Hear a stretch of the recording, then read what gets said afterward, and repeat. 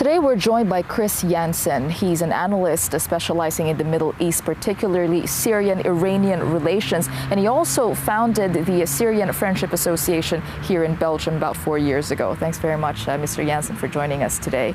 The first question I'd like to ask to establish the basis of your opinion.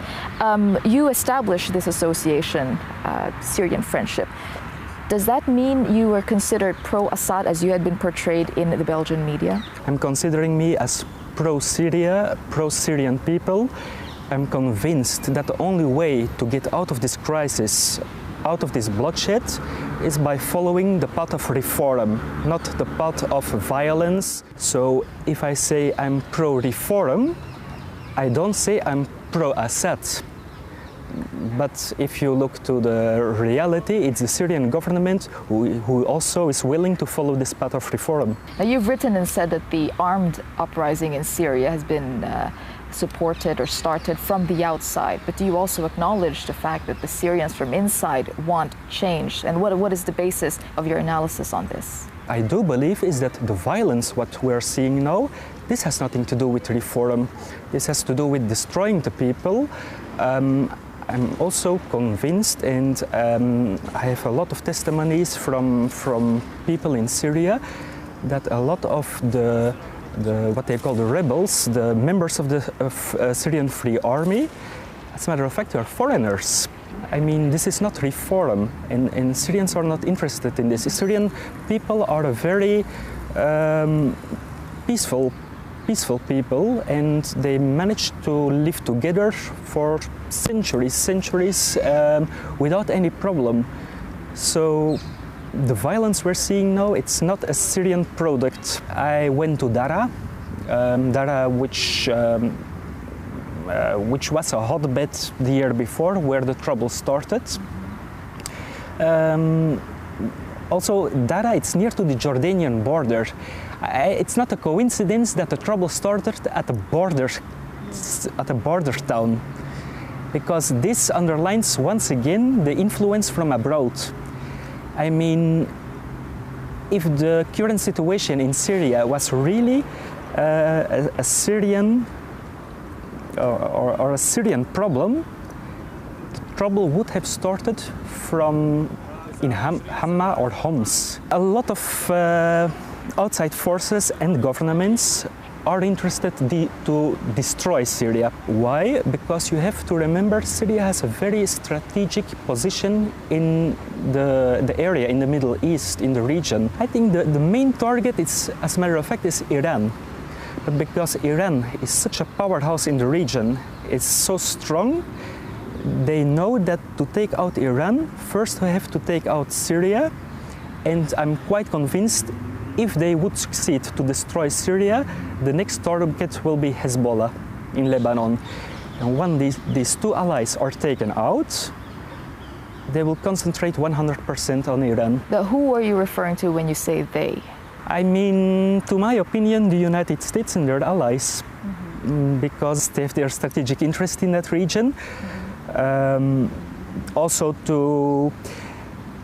a lot of people talk about oil, but you have to know Syria, it's not rich in oil. They have some oil, but it's not rich. But of course, the real oil is in Iran, is in Saudi Arabia, but Syria can be a transit country. You also have to know that there are huge gas reserves in the former Soviet Union. I mean, the Central Asian states of the former Soviet Union. So they have huge gas reserves. And I think you have to see it in this context. How do you confirm the identity of the rebel fighters, as you claim that they are coming from the outside, they're foreigners? How do we have proof of that? Because they found a lot of proof of this, like when people died, I'm in Homs or now in Aleppo, they find identity cards, passports of foreign people. They captured people with a foreign accent. You really have mercenaries who are doing it for the money, but you also have now Al-Qaeda, which is active in Syria. because they hope to find a new, base, to establish a new base over there. Let's just briefly look at Turkey's role in all of this. Historically, Turkey and Syria have had good relations. What is the interest in Turkey being rather aggressive now against Syria? What lies in it for them to see unrest in Syria? As a matter of fact, we're already seeing this because at this moment the Kurdish region in Syria, or the people in the Kurdish region in Syria, they already got a lot of self-government from the government in Damascus. And of course Turkey is not happy with this evolution. Why this change of mind? Why are they so anti-Syria now?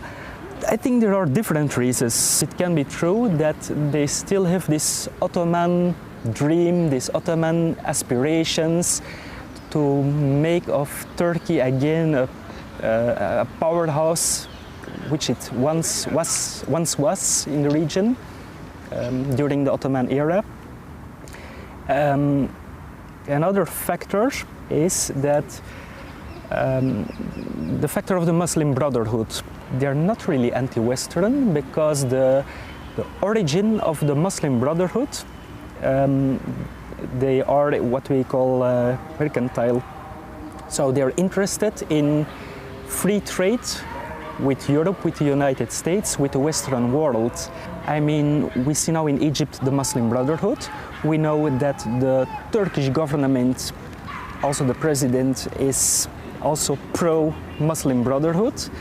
And maybe they are hoping to establish a new government in Syria, also pro-Muslim Brotherhood, for economical reasons and also political reasons, of course, because you cannot really split this. Now, you said that the ultimate target in this geopolitical story is Iran. What is, and this is not the first time that this opinion has been voiced, what is your analysis on this, where Iran is concerned? It's very clear to me, not only to me, to a lot of people, that the ultimate purpose is to destroy the Iranian regime, because in the opinion of the Western world, it's a hostile regime, hostile to the Western world. I don't think this is true, because I have visited also many times Iran, and I can assure you that the Iranian government is a very rational government. The Iranian government always said the nuclear program is a civilian program, while in the West they say no, the ultimate purpose is to get an atomic bomb or a nuclear weapon. And then they told me, why should we need a nuclear weapon? I mean, even if we manage to make one nuclear weapon, there is a difference between having a nuclear weapon and to be capable to deliver it. So there is a big technical step between these two phases. And they say, even if we have one nuclear weapon and they think we're going to use it, the American government and their allies, they will bomb us to the Middle Ages. So they have no interest in their country being destroyed. So they are much more rational than most people here in the West think. Now, all the opinions you voiced today, it's contrary to the general narrative that we find in a lot of the press and a lot of the analysis here in Belgium or in Western Europe. How is your work and your opinions received in this part of the world? Unfortunately, most people here in Belgium, but I can also say in a broader picture, the Western world, Europe and the United States, they're not really aware, they don't know really the situation in the Middle East. What they know about it, it's based on cliches, you know, like very black-white picture, you know, the good guys and the bad guys. I'm even amazed that a lot of people, they don't really even realize the geostrategical location of Iran. For them, it's somewhere over there in the Middle East. And the same with Syria. I mean, a lot of people don't know that the origin of the Ba'ath Party, it was Socialist Party. A lot of people say, okay, the President Bashar al-Assad and his family, they are Alawi, and of course, this can be true, but this is not the how can I say it? This is not the main factor in Syrian politics. The main factor is the origin of the Ba'ath Party. It's a socialist party where all religions live together. And Syria is one of the few, maybe the only country in the Middle East where you have all these denominations, Christian, but also Catholic Christian, Orthodox Christian, Greek Orthodox, Maronite, Sunni, Shia, Alawi. They're living together for hundreds of years very peacefully. But most people here don't realize this. Kris Janssen, thanks very much for your time. It was a pleasure.